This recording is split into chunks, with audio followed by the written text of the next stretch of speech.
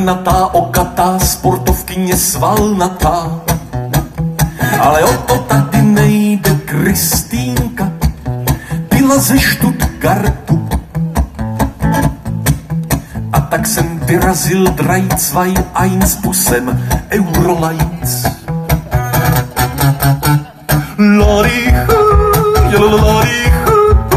Řeknu jí, že ich líbe dich.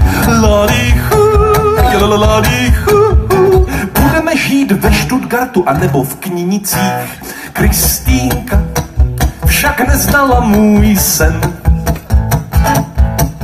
Řekla mi ich líbe dich nur jako kamaráden.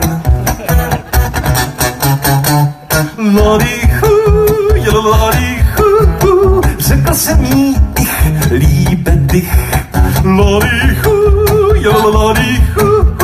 Mohl jsem žít ve Stuttgartu, ale bydlím v Knínicích. Já jsem byl docela zamilovaný, až po uši, až po uši, až po uši.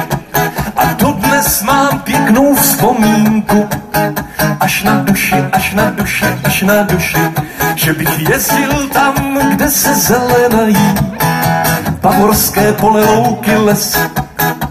A věřte mi, že bych ji miloval a jí bez peněz.